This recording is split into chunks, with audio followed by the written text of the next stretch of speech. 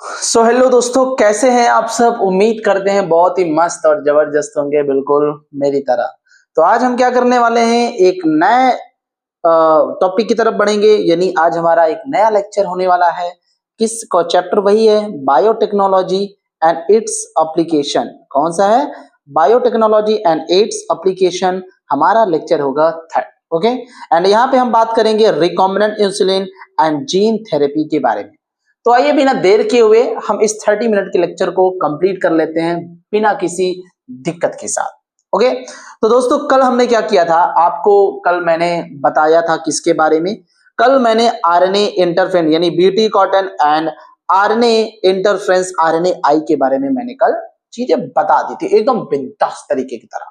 ठीक है, आरएनए-आई यानी इंटरफेरेंस, जहां पे जीन को क्या कर दिया जाता है, जिसको हम जीन साइलेंसिंग बोलते हैं। जीन को साइलेंट कर दिया जाता था, ठीक है ना, नेमाटोड को मारने के लिए। तो ये आरएनए-आई था। लेकिन एक जीन साइलेंसिंग में और मेथड होता है जिसको हम बोलते हैं क्या, मतलब एक टोमेटो बनाने के लिए, जिसका नाम है फ्लेवर सेवर टोमेटो। ओके, एक मिनट थोड़ा सा बस मुझे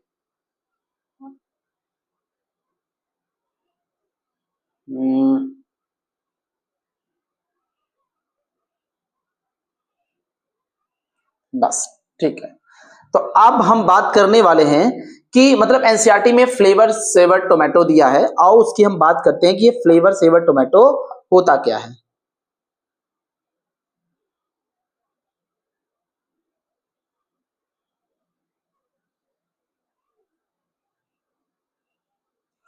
जब जब जब फ्लेवर सेवर टोमेटो क्या होता है, देखो आपको पता है, आपको एक बात पता होना चाहिए कि जो टमाटर होती है उसकी खेती होती है। क्या होती है? उसकी खेती होती है, ठीक है ना। आपको पता है कि मार्केट में टमाटर जो होते हैं वो खेतों से आते हैं और आते आते एकदम पक जाते हैं, सड़ भी जाते हैं, तो टमाटर फेंके जाते हैं। तो ऐसा होता क्या है, देखो टमाटर में एक जीन होती है जिसका नाम है क्या, जिसका नाम है बेटा पॉलीगैलेक्टोयूरिनोस। क्या नाम है? पॉलीगैलेक्टोयूरिनोस एक जीन होती है। और ये जीन क्या करती है, टमाटर को पकाने में हेल्प करती है, टमाटर के राइपनिंग में हेल्प करती है।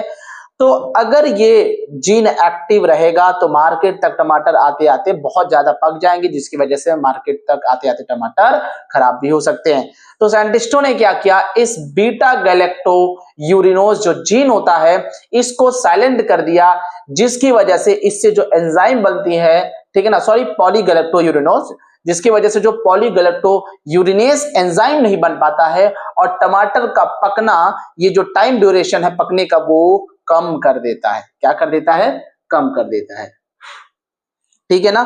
तो यहां पे क्या है कि जैसे कि ये है टोमेटो, टोमेटो मीन्स टमाटर। तो ये हमारे पास क्या है बेटा, ये है भैया टोमेटो। ये क्या है? टोमेटो।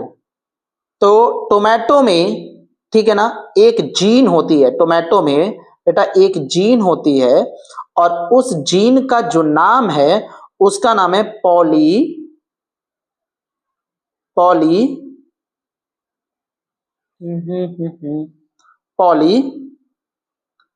गैलेक्टो यूरिनो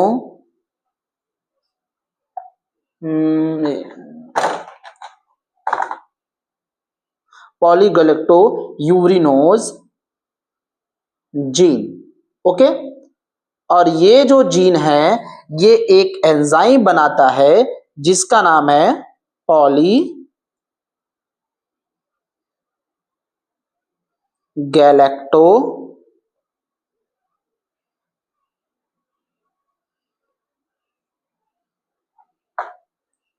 पॉलीगैलेक्टो यूरोनेज एंजाइम, ठीक है ना, इस एंजाइम का नाम है। ओके, और ये जो पॉलीगैलेक्टो यूरेनेस एंजाइम है ये फ्रूट के पकने में हेल्प करता है। किसमें हेल्प करता है? ये फ्रूट के पकने में हेल्प करता है, ठीक है ना। तो किसमें हेल्प करता है? राइपनिंग, राइपनिंग ऑफ फ्रूट यानी tomato, ripening of tomato, ripening of tomato, ठीक है ना। जब ये टमाटर पकेगा मेरे बच्चों, तो ये टोमेटो कहाँ जाएगा? मार्केट तक, ठीक है ना, मार्केट तक जाएगा। क्या होगा? मार्केट तक जाएगा और तब तक ये टमाटर सड़ भी जाते हैं, तो रोटेन, रोटेन का मतलब ये सड़ भी जाते हैं। अब हमें क्या करना है? देखो किसान बहुत ही चतुर हो गए, ठीक है ना, वो सोचे कि अरे भैया अभी मार्केट तक टोमेटो जा रहा है, टमाटर जा रहा है, तो अब जब टमाटर का सीजन थोड़ा बहुत डाउन हो जाएगा, हम अपना टोमेटो जो खेत में लगाए हैं उसको हम मार्केट तक उतारेंगे। तो वो फंडा क्या अपनाते हैं कि जो टमाटर होता है उसका जो पॉलीगैलेक्टोयूरोनेस जो जीन है उसको साइलेंट कर देते हैं, यानी उसके टमाटर के पकने को टाइम पीरियड को स्लो डाउन कर देते हैं, जिसकी वजह से जब पूरा मार्केट में टमाटर खत्म हो जाता है तब वो अपना टमाटर मार्केट में उतारते हैं और महंगे दामों में बेचते हैं, ठीक है ना। तो पॉलीगैलेक्टोयूरोनेस ये क्या करता है? फ्रूट की राइपनिंग में हेल्प करता है। अगर मैं क्या करूं, ध्यान से सुनना, अगर मैं इस जीन को क्या कर दूं? साइलेंट कर दूं। क्या कर दूं? साइलेंट कर दूं। क्या कर दूं? साइलेंट कर दूं। तो फिर पॉलीगैलेक्टोयूरिनोस ये आपका यूरिनेस एंजाइम नहीं बनेगा, जिसकी वजह से जो टमाटर है वो पकेगा, बट थोड़ा सा क्या होगा? लेट में, ठीक है ना, क्या होगा? लेट में पकेगा। यानी अगर आप जीन को क्या कर दो? अगर आप इसके जीन को कर दो क्या? साइलेंट। क्या कर दो? जीन को कर दिया साइलेंट। अब जो राइपनिंग टाइम है ना, ड्यूरेशन, अगर आपने जीन को क्या कर दिया? साइलेंट कर दिया, तो duration of ripening of tomato क्या हो जाएगा? जो टमाटर के पकने का ड्यूरेशन है वो क्या हो जाएगा? वो डिक्रीज हो जाएगा। क्या हो जाएगा? डिक्रीज हो जाएगा। और मार्केट तक, है ना, एंड क्या होगा? And transport to market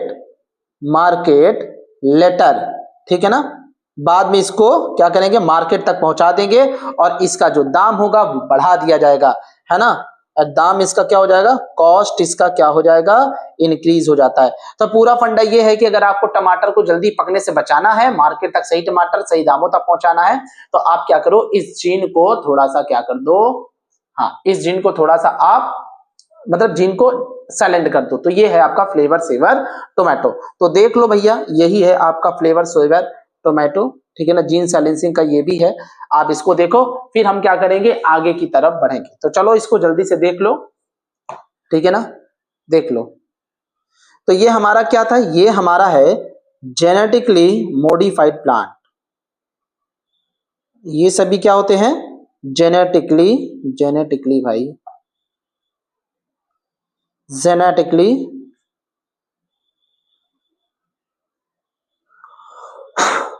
modified plant.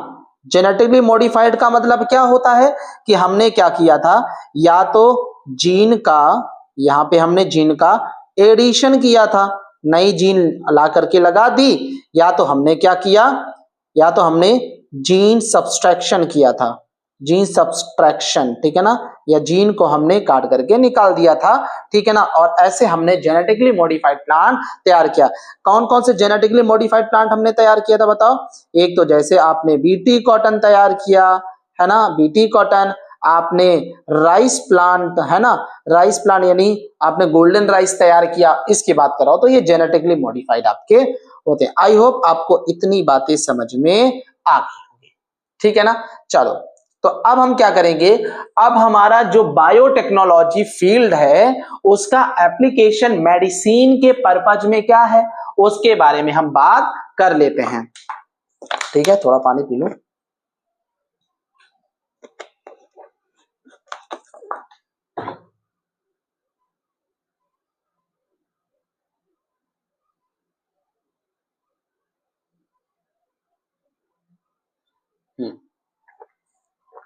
सुनो, अगर आपको क्या करना है, अगर आपको बनाना है रिकॉम्बिनेंट इंसुलिन, क्या बनाना है? अगर आपको रिकॉम्बिनेंट इंसुलिन बनाना है, प्रोटीन्स बनाना है, जैसे थेराप्यूटिक्स प्रोटीन है, जीन थेरेपी करना है, मॉलिक्यूलर डायग्नोसिस करना है, अगर आपको ट्रांसजेनिक एनिमल्स बनाना है, ठीक है ना, बायो पेटेंट की बात कर रहे हैं, तो ये सभी क्या होते हैं, बायोटेक्नोलॉजी के एप्लीकेशन यानी यूजेस होते हैं मेडिसिन के पर्पज में या मेडिकल के पर्पज में, ठीक है ना। तो यहां पे अब हम हेडिंग डालेंगे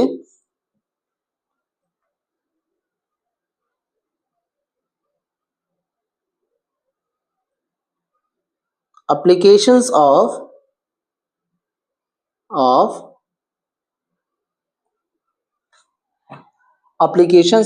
बायोटेक्नोलॉजी। क्या बोलेंगे? एप्लीकेशंस ऑफ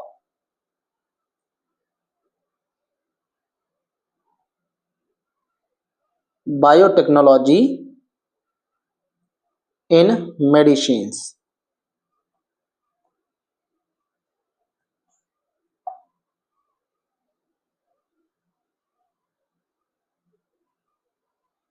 एक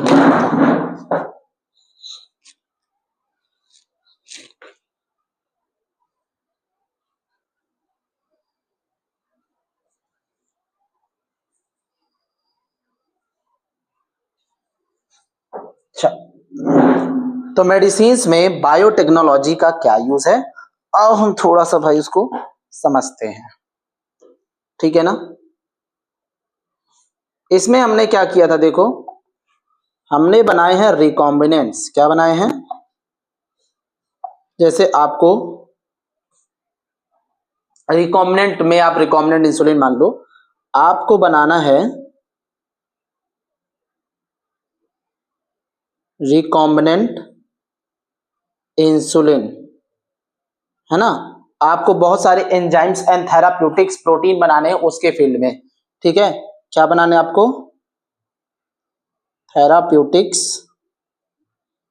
प्रोटीन्स बनाने हैं, ओके। क्या बनाने? Therapeutics protein. जीन थेरेपी के केस में भी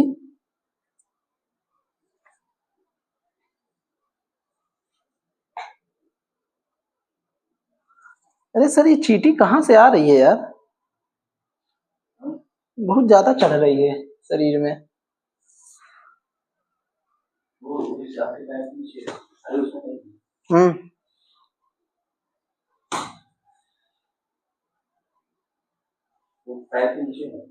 वही वही जीन थेरेपी के केस में, जीन थेरेपी, मॉलिक्यूलर डायग्नोसिस करना उसके केस में, मॉलिक्यूलर, ये सब हम पढ़ाएंगे आपको, मॉलिक्यूलर डायग्नोसिस, मॉलिक्यूलर डायग्नोस्टिक, ठीक है ना। बायो पेटेंट आपको बनाना है, बायो पेटेंट, ठीक है ना। इन सब के केस में हमें क्या करना पड़ता है, और इनका यूज करना है। अगर आपको ट्रांसजेनिक एनिमल भी बनाना है तो ये सब किसमें आ जाएंगे?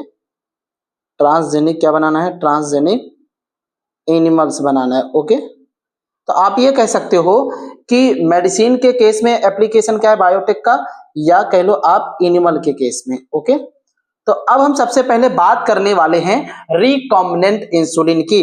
तो यहां पे आज हम बात करेंगे किसके बारे में? रिकॉम्बिनेंट इंसुलिन की।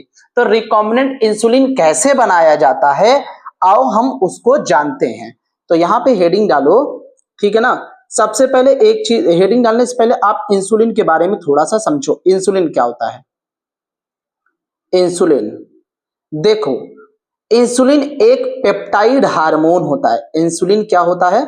पेप्टाइड हार्मोन है, यानी कि पूरा का पूरा किससे बना होता है? एमिनो एसिड से, ठीक है ना। पेप्टाइड हार्मोन है, एमिनो एसिड से बना होता है, एंड इसको ऑब्टेन किया जाता है ओरली, ऑब्टेन ओरली, ठीक है ना। ओरली ऑब्टेन किया जाता है क्योंकि ये पेप्टाइड हार्मोन है, ठीक है ना। और सॉरी ओरली नहीं यार, ठीक है, गलत गलत गलत गलत, ओरली नहीं, ये इंजेक्टेबल होता है, ठीक है ना। ये कैसे होते हैं? इंजेक्टेबल होते हैं। ये कैसे होते हैं? इंजेक्टेबल होते हैं, इंजेक्टेबल। इसको ओरली, ओरली नहीं लिया जाता, ओरली मतलब मुख के मार्ग से नहीं लिया जाता, क्योंकि पेप्टाइड हार्मोन है, डाइजेस्टिव एंजाइम्स क्या करती है? इसको तोड़ देती हैं, खराब कर देंगी। तो इसमें हमें इंजेक्टेबल, अगर तोड़ देंगे तो इसका फायदा ही क्या हुआ। तो इंसुलिन होता बनता कहां से है? देखो पहले क्या होता था कि एंसीन टाइम में, मतलब प्राचीन समय में क्या होता था, ठीक है, at ancient time. Ancient time क्या होता था, मतलब पहले के समय में, ठीक है ना।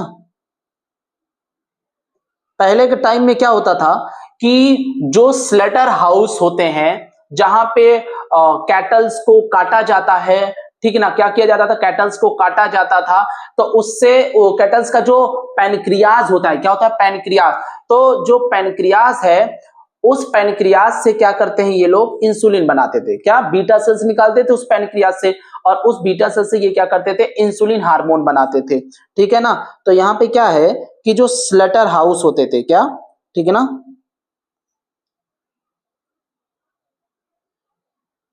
जो स्लेटर हाउस है ना, वहां पे क्या होते थे, कैटल्स, कैटल्स एंड पिग्स का क्या करते थे, पिग्स की किलिंग होती थी वहां पे स्लेटर हाउस यानी बुचड़ खाने में, पिग्स को, कैटल्स को मार देते थे।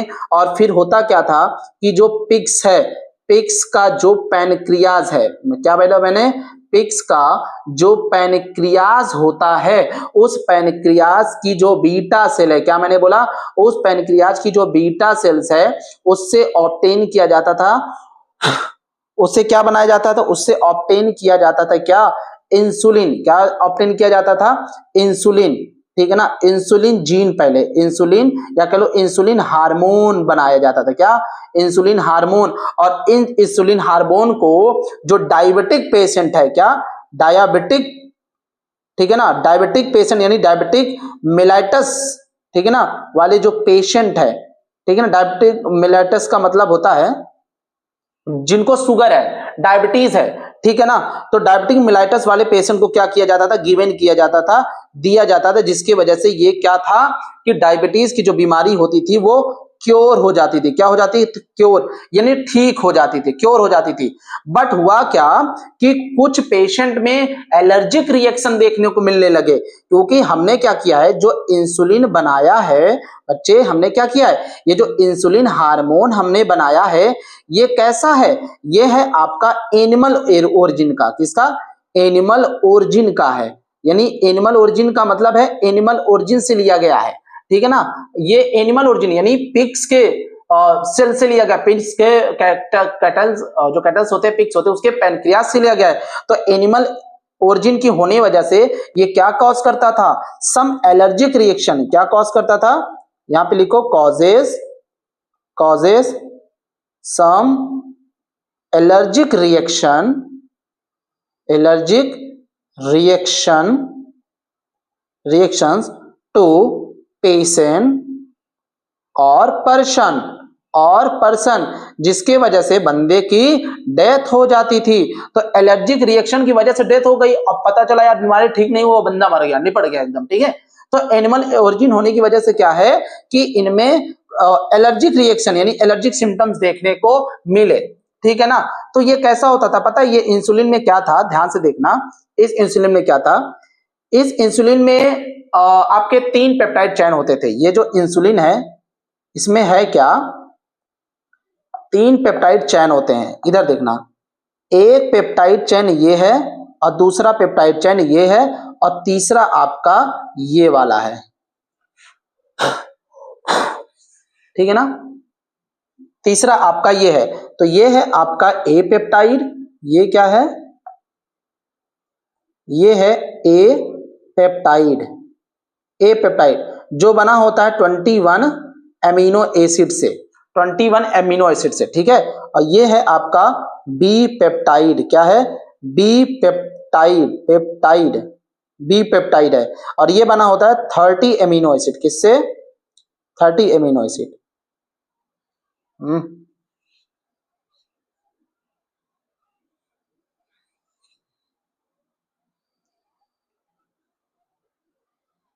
अरे हाँ, 30 एमिनो एसिड से।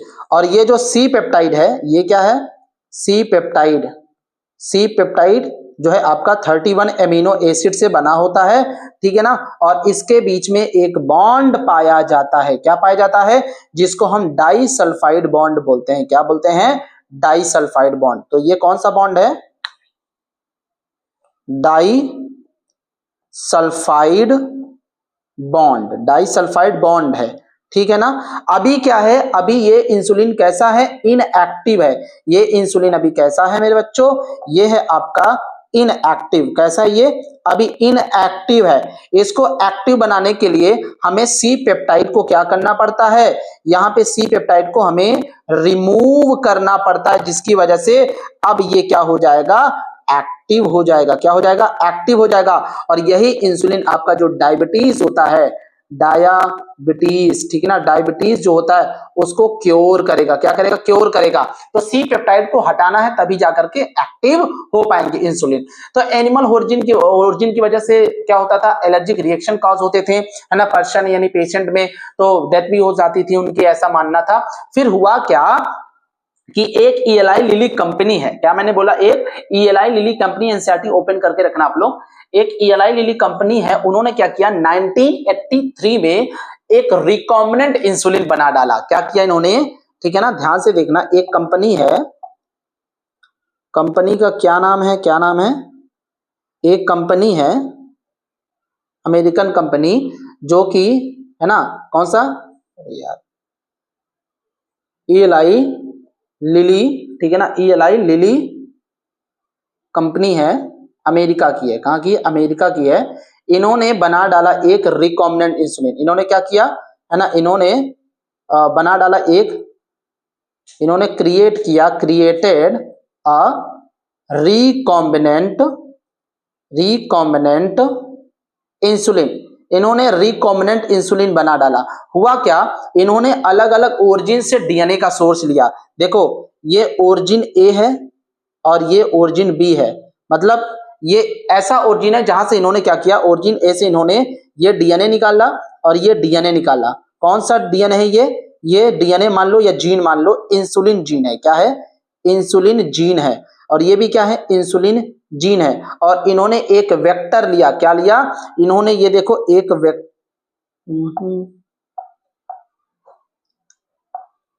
इन्होंने एक वेक्टर लिया। ध्यान से देखना, ये वेक्टर है और वेक्टर कौन सा है, PBR322। और यहां पर भी एक वेक्टर लिया, कौन सा, PBR322। और हुआ क्या कि ये आप जो देख रहे हो, इस इंसुलिन जीन को इन्होंने क्या किया, यहां पे ऐड कर दिया। ये देखो, यहां पे क्या कर दिया, इस इंसुलिन जीन को यहां पे ऐड कर दिया। यहां पर इसको भी क्या कर दिया, इन्होंने ऐड कर दिया। तो आप एक चीज मानो, ए इंसुलिन जीन को, यानी ऐसे इंसुलिन जीन जो ए पेप्टाइड बनाएगा और एक ऐसा इंसुलिन जीन जो बी पेप्टाइड बनाएगा, इसको हमने पीबीआर में लगा दिया। पीबीआर में वही रिस्ट्रिक्शन, एंडोन्यूक्लियस एंजाइम यूज करोगे, काटोगे, फिर लाइगेज एंजाइम का यूज करोगे, उसको जोड़ोगे।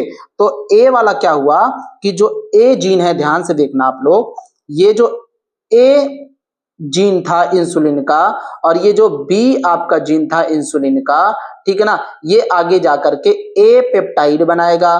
क्या बनाएगा, ए पेप्टाइड बनाएगा। और ये आपका बनाएगा क्या, बी पेप्टाइड। क्या बनाएगा, बी पेप्टाइड बनाएगा इंसुलिन जीन का।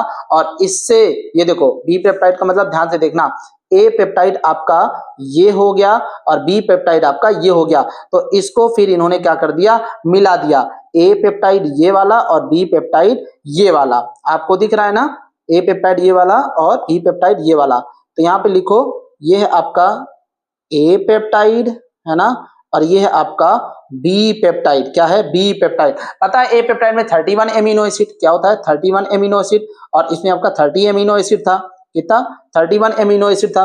और इसके बीच में लगा दिया क्या, डाई सल्फाइड बॉन्ड। क्या लगा दिया, डाई सल्फाइड बॉन्ड। ये क्या है, disulphide bond, DSB short में लिख दिया, डाई सल्फाइड बॉन्ड। अब ये आपका क्या बन गया, एक्टिव, क्या, एक्टिव रिकॉम्बिनेंट इंसुलिन। एक्टिव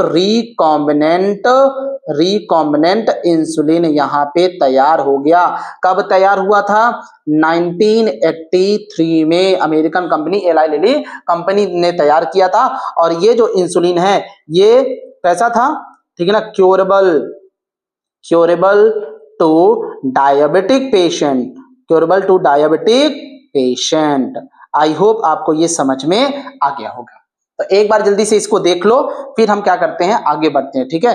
तो ईएलआई लिली कंपनी, ये आप इसको थोड़ा ध्यान में देख लो।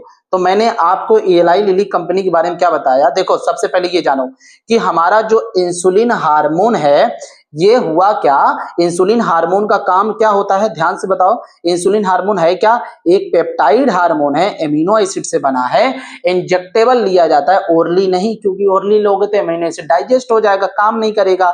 तो एंशिएंट टाइम यानी पहले के समय होता क्या था कि जो स्लटर हाउस है जहां पे कैटल सुअर को क्या करता था, काटा जाता था और उनके पैनक्रियास से हम बीटा सेल निकालते थे और उससे ऑब्टेन किया जाता था इंसुलिन हार्मोन, ठीक है ना। और ये डायबिटिक जो मेलाइटस है ऐसे पेशेंट को ठीक कर देते थे इस बीमारी से। लेकिन हुआ क्या, एनिमल ओरिजिन होने की वजह से कुछ पेशेंट में एलर्जिक रिएक्शन देखे गए जिसकी वजह से उनकी मृत्यु भी हो जाती थी। फिर एक आपके आ गए कौन से, एलाई लिली कंपनी। तो इंसुलिन होता कैसे था कि इसमें A peptide, B peptide and C peptide होती थी। A peptide 21 amino acid, B peptide आपका 30 और सी पेप्टाइड 31 अमीनो एसिड से बना होता था। तो अभी ये कैसा था, इनएक्टिव था। जब हमने सी पेप्टाइड को रिमूव कर दिया तो ये एक्टिव हो गया और डायबिटिक मेलाइटस वाले पेशेंट को दे दिया जाता था, ठीक हो जाता था। लेकिन एलर्जिक रिएक्शन कॉज हो जाता था क्योंकि ये एनिमल सोर्स का था, एनिमल ओरिजिन का था, इसीलिए। फिर एलाई लिली कंपनी ने इस सबको देख करके क्या किया, 1983 में अपना रिकॉम्बिनेंट इंसुलिन बना डाला, ठीक है ना। जहां पे इंसुलिन जीन ए सोर्स से लिया, इंसुलिन जीन बी सोर्स से लिया और इसको पीबीआर वेक्टर में क्या किया, ऐड कर दिया। वही एंडोन्यूक्लियस एंजाइम यूज करेंगे, लाइगेट का यूज करेंगे, जोड़ेंगे, काटेंगे अपना। ए जीन से इन्होंने ए पेप्टाइड, बी जीन से इन्होंने बी पेप्टाइड तैयार किया, दोनों को जोड़ा डाइसल्फाइड बॉन्ड से, ए पेप्टाइड और बी पेप्टाइड को। अब ये एक्टिव रिकॉम्बिनेंट इंसुलिन तैयार हो गया और क्योरेबल है डायबिटिक पेशेंट के लिए। तो इतनी बात समझ में आ गई, ये क्वेश्चन पूछा जाता है बोर्ड में और नीट के एग्जाम में, तो इसको बांध के रख लो भैया, इतना हरकत आपको समझ में आना चाहिए। तो चलो ये था इंसुलिन के बारे में। अब हम बात करने वाले हैं किसके बारे में, बहुत चीटियां हैं। अब हम बात करेंगे जीन थेरेपी के बारे में। तो चलो एक बार इसको देख लो, फिर जीन थेरेपी के बारे में हम जल्दी से काम कर लेते हैं, बात कर लेते हैं यहाँ पे, ठीक है।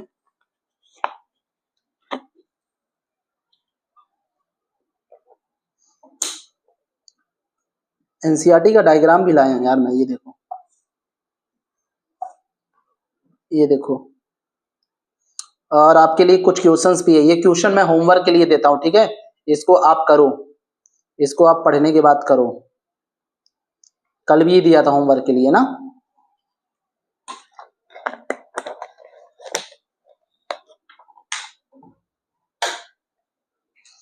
आओ आओ बच्चे तुम्हें बताएं। ओके, तो अब हम बात करने वाले किसके बारे में, जीन थेरेपी क्या होती है।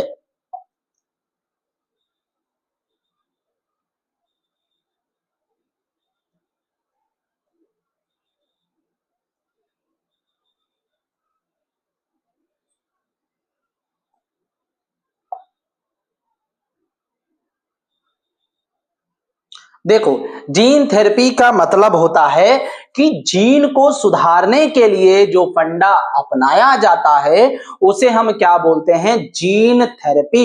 हुआ क्या था कि देखो, एक 4 साल की बच्ची थी, उसमें क्या था कि एडीए डिफिशियंसी देखा गया था, जिसकी वजह से उसके अंदर लिम्फोसाइट नहीं बन रहे थे। क्या नहीं बने रहे थे, लिम्फोसाइट, जिसको हम टी लिम्फोसाइट बोलते हैं।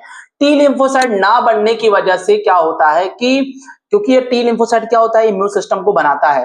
अब टी लिम्फोसाइट नहीं बनेगा तो इम्यून सिस्टम कैसे डेवलप होगा, जिसकी वजह से उस बच्ची में एक बीमारी देखी गई, जेनेटिक डिसऑर्डर, जिसको हम स्किड बोलते हैं, सीवर कंबाइंड इम्यूनो डिफिशियंसी, जो एक डिजीज होती है, ठीक है ना। तो फिर उसमें सबसे पहले एनसीईआरटी में दिया 4 साल की बच्ची में जीन थेरेपी सबसे पहले देखा गया था।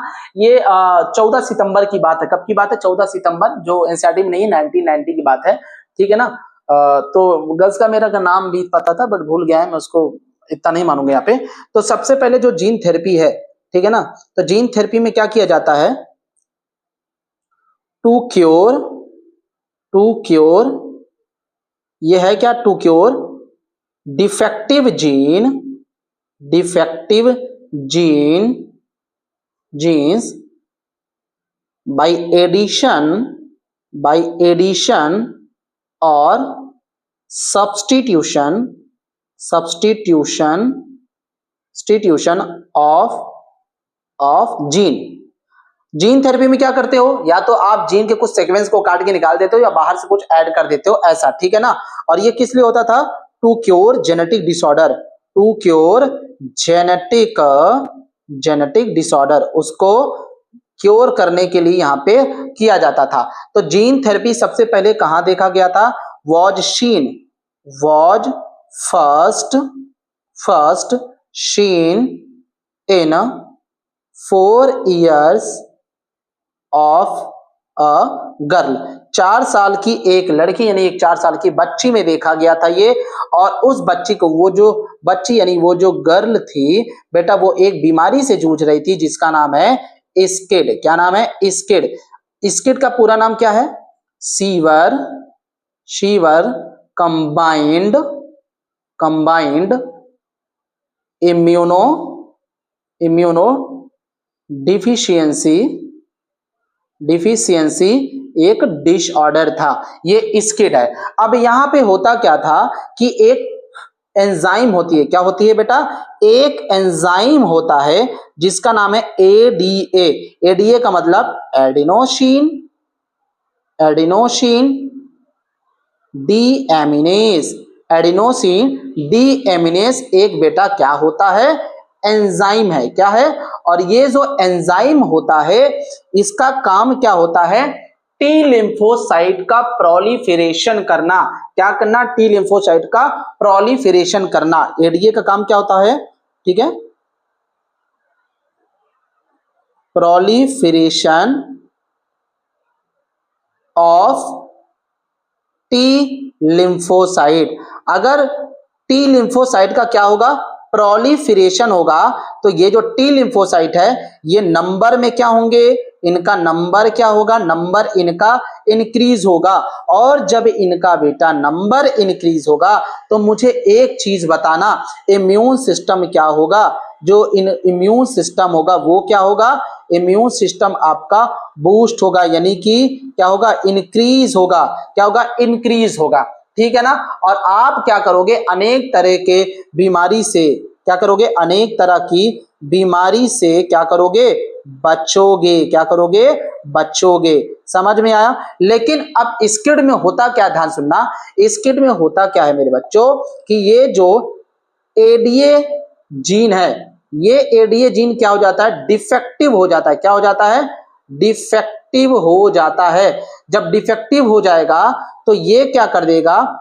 एडीए एंजाइम से जो प्रोटीन बनती है, एडीए एंजाइम जो बनता है, यानी या कह लो जो एडीए एंजाइम या कह लो जो प्रोटीन बनती है वो अब नहीं बन पाएगी। ये प्रोटीन नहीं बन पाएगी जिसकी वजह से टी लिम्फोसाइट जो होता है, टी लिम्फोसाइट का जो प्रोलिफरेशन है, क्या मैंने बोला? जो प्रोलिफरेशन है वो नहीं होने पाएगा। जब प्रोलिफरेशन नहीं होगा तो एक बात मुझे बताना, क्या टी लिम्फोसाइट के नंबर बढ़ेंगे? टी लिम्फोसाइट का जो नंबर होता है वो क्या हो जाएंगे? डिक्रीज हो जाएंगे। नंबर क्या हो जाएंगे? घटने लगेगा। जिसकी वजह से जो इम्यून सिस्टम होता है, जिसकी वजह से इम्यून सिस्टम क्या हो जाते हैं? इम्यून सिस्टम हो जाते हैं वीक। क्या हो जाते हैं? इम्यून सिस्टम हो जाते हैं वीक। और बंदे को हो जाता है क्या? स्किड। क्या हो जाता है? Skid, sewer combined immuno deficiency disorder या सिंड्रोम हो जाता है। ठीक है ना? अब इसको ठीक कैसे किया जाता है अब हम समझते हैं। How to cure skid.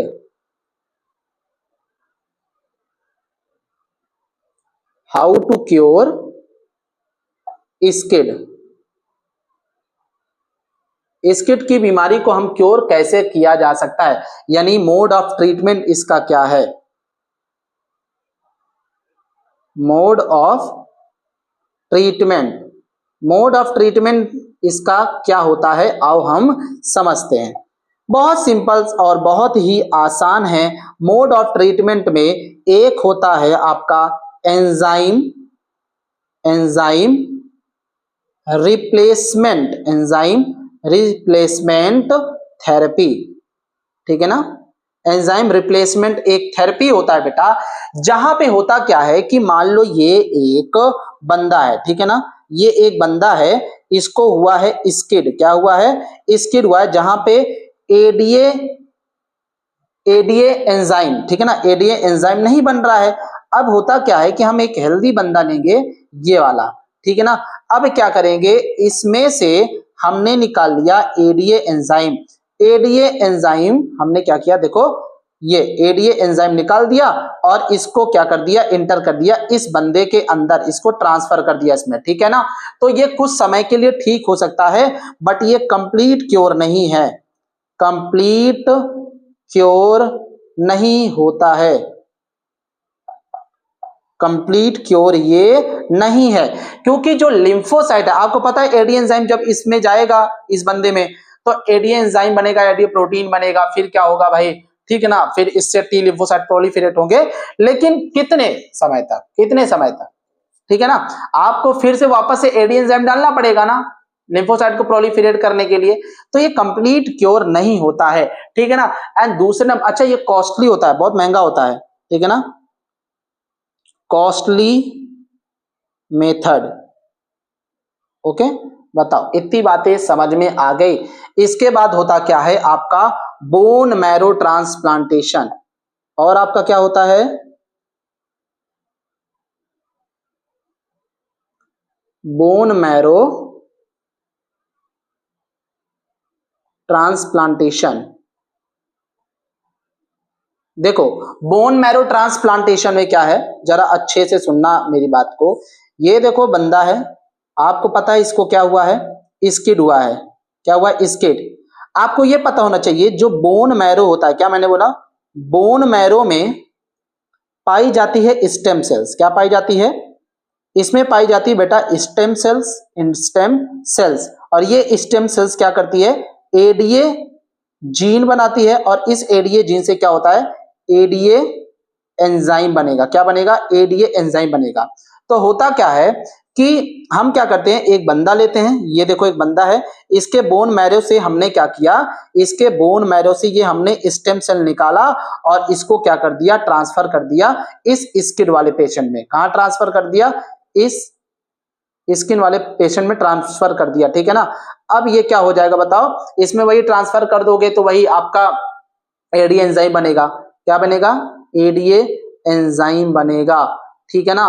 फिर ये स्किड से ठीक हो जाएगा। लेकिन एक बात बताओ, कोई बोन मैरो क्या देने को तैयार होगा, कोई अपना कंप्लीट बोन मैरो क्यों देगा, समझ में आ रहा है। तो ये भी कैसा है, बहुत ही कॉस्टली पड़ता है भाई, ठीक है ना, क्या होता है, बहुत ही कॉस्टली पड़ता है, ओके, ये बहुत ही कॉस्टली है। And not a complete cure, not a complete cure, complete cure ये आपका बिल्कुल नहीं है, कंप्लीट क्योर ये आपका नहीं है। आई होप आपको इतना समझ में आ गया होगा, ठीक है ना।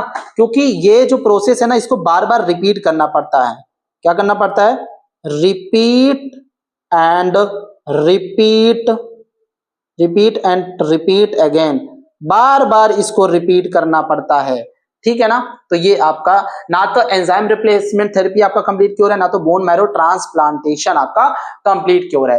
देखो जो आपको डब्ल्यूबीसी होती है वो एक टाइप का टी लिम्फोसाइट है, और इसका जो टी लिम्फोसाइट है, मैं क्या बात बोल रहा हूं, जो टी लिम्फोसाइट है ना, इसका जो लाइफ स्पैन है, क्या, इसका जो लाइफ स्पैन है वो क्या है, लिमिटेड है, क्या है, लिमिटेड है, लाइफ स्पैन क्या होता है, लिमिटेड होता है, इसीलिए ये कंप्लीट क्योर आपके नहीं दिख रहे थे। अब हम जीन थेरेपी करेंगे, क्या करेंगे, जीन थेरेपी में एक और आपका आएगा, ठीक है ना, जिसको हम बोलेंगे क्या, ठीक है ना, एक आपका जीन थेरेपी यहाँ पे अपनाएंगे, कौन सा, जीन थेरेपी एक अपनाएंगे, जहां पे हम क्या करेंगे बताओ, और बैक्टीरियोफेज वगैरह वायरस का यूज करेंगे, क्या करेंगे, जैसे देखो हमने क्या किया, ये बंदा है, इसको क्या हुआ है, स्किड, क्या हुआ है, स्किड। हमने क्या किया, इससे हमने क्या किया, लिम्फोसाइट क्या निकाला, ठीक है ना, टी लिम्फोसाइट निकाल लिया, इससे हमने टी लिम्फोसाइट निकाल दिया। इस टी लिम्फोसाइट में जो भी डिसऑर्डर थे उसकी बात कर रहा हूं, ठीक है ना। और हमने क्या किया, ये एक देखो बंदा लिया, ठीक है ना, ये देखो इधर एक ये बंदा है, ये देखो, इस बंदे से हमने क्या किया, इस बंदे से हमने निकाल लिया एडीए जीन, क्या निकाल लिया, एडीए जीन, ठीक है ना, हेल्दी है, कैसा ये हेल्दी डोनर है आपका, ये देखो ये है एडीए जीन, या क्या आपका एडीए जीन। और हमने एक वायरस का यूज किया जिसका नाम है बैक्टीरियोफेज, क्या नाम है, एक वायरस का हमने यूज किया, यहाँ पे देखना, एक वायरस का यूज किया है, ये देखो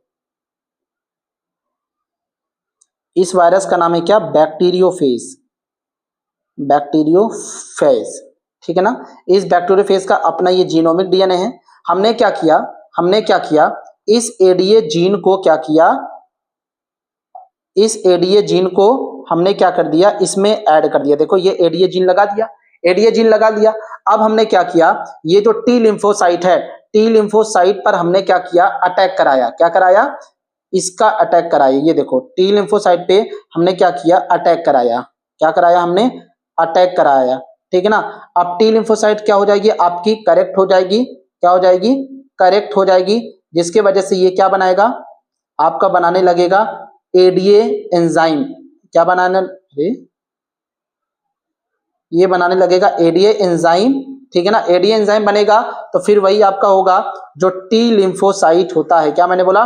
टी लिम्फोसाइट आपका प्रोलिफेरेट करने लगेगा, प्रोलिफेरेट होगा, प्रोलिफेरेट, और इसका जो नंबर है वो आपका इंक्रीज हो जाएगा, इंक्रीज नंबर, नंबर क्या हो जाएगा, बढ़ जाएगा।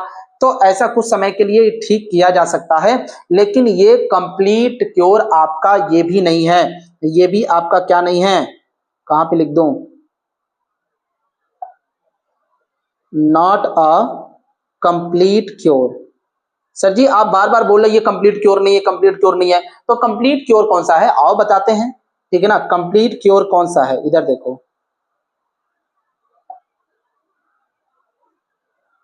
कंप्लीट क्योर कौन सा है आओ हम समझते हैं।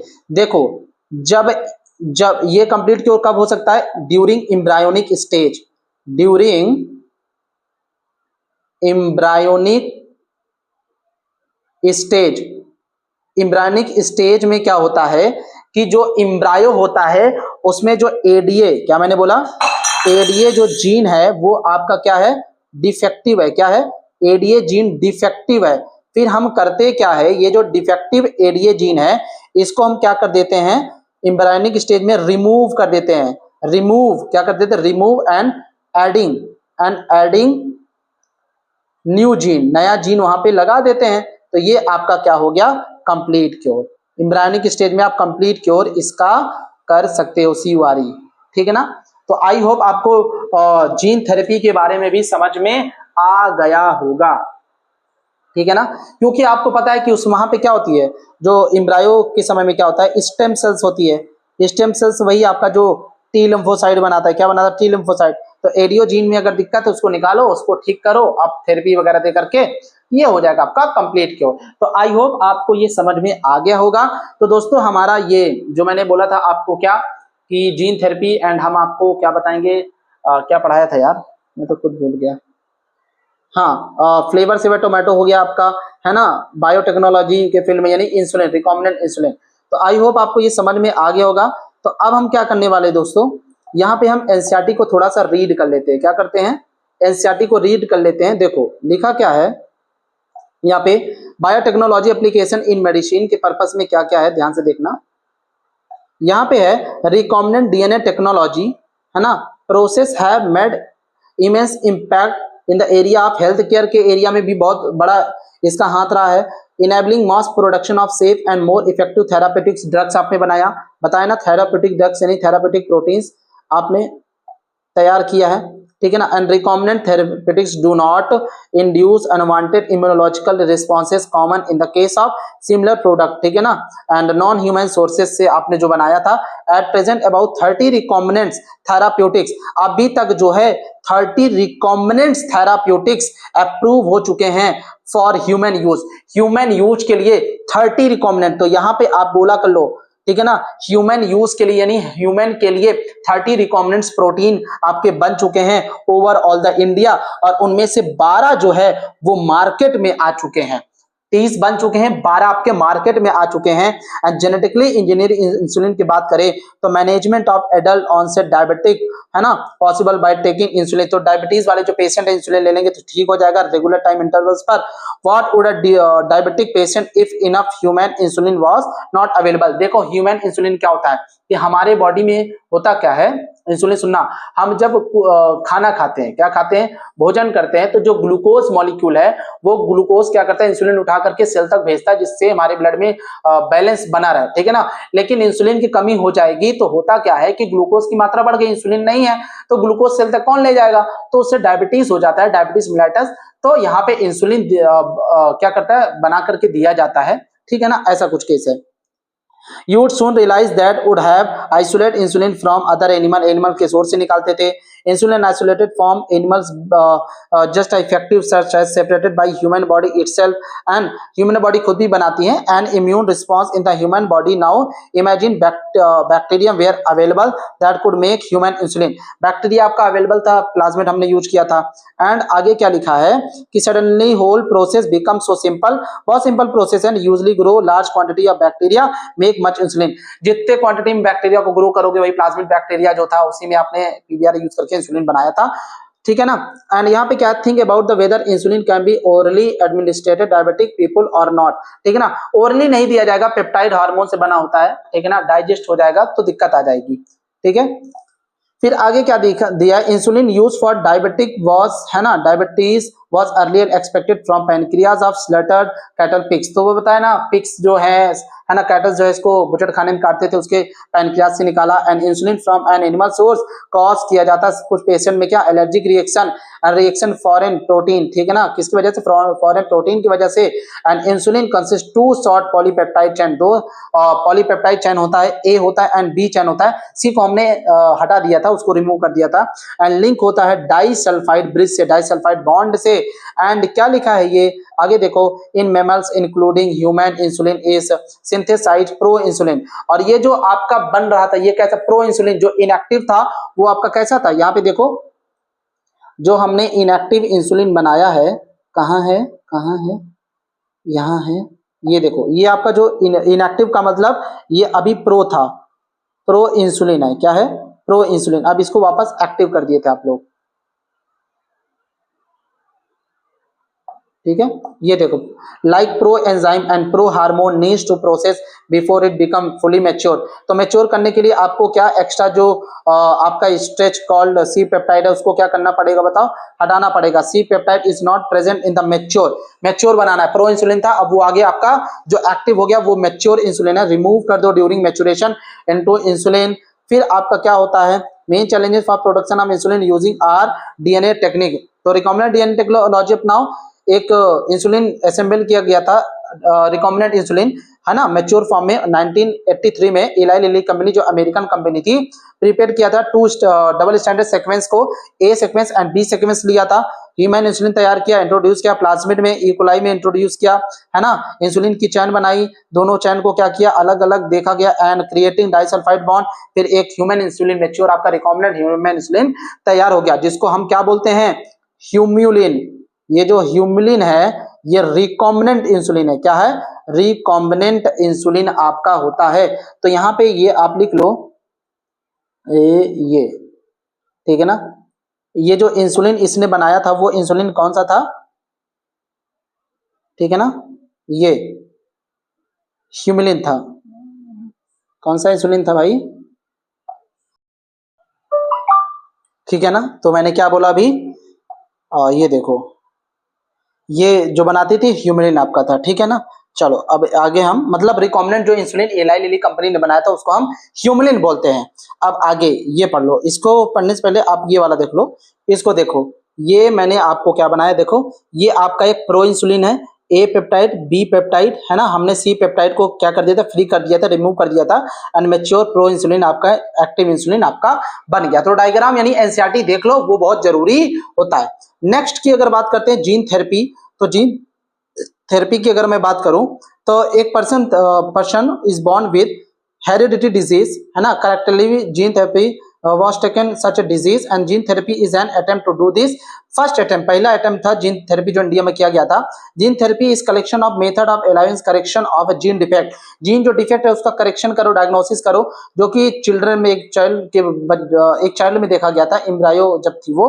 तो here gene inserted into person cells and tissue is treat to disease, tissue को क्या कर दिया जाता था, डिजीज फ्री कर दिया जाता था। करेक्शन ऑफ जेनेटिक डिफेक्ट क्या किया जाता है, involves delivery of normal gene into, involve delivery, normal gene delivery कर दिया जाता है इंडिविजुअल या एम्ब्रायो में, and function and compensate for the non functional gene. First clinical जो जीन थेरेपी है वो 1990 में 4 इयर्स है ना, 1990 आप याद कर लो, 1990 यहाँ पर भी ऐड कर लो भाई, कहाँ है जीन थेरेपी 1990 ना ना ना ना ना, दर्द सबसे पहले कब किया जाता है, 1990 में, ठीक है ना।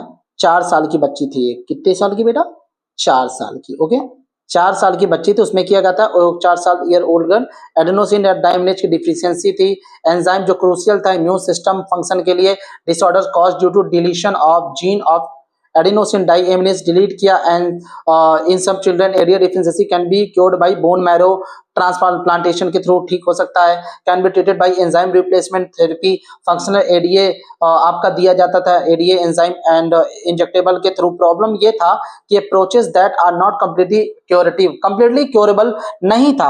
First step towards gene therapy lymphocyte है ना फ्रॉम ब्लड, आप देख सकते हो gene therapy from lymphocyte from blood, patient are grown in culture outside, जो आपको मैंने बैक्टीरियोफेज वगैरह दिखाया था। A functional ADA causing retroviral vector, यानी बैक्टीरियोफेज मैंने यूज किया था वेक्टर के तौर पर, इंट्रोड्यूस किया जाता था वही lymphocyte and subsequently return to patient. However these cells are not immortal, the patient requires periodic क्या है infusion of genetically engineered lymphocyte, however this gene isolate from bone marrow cells producing ADA introduced into cells, embryonic stage में आप करोगे तो ठीक हो जाएगा, जो कि एक परमानेंट क्योर होता है। आई होप आपको ये एनसीईआरटी का जो मैंने बताया वो भी आपको समझ में आ गया होगा।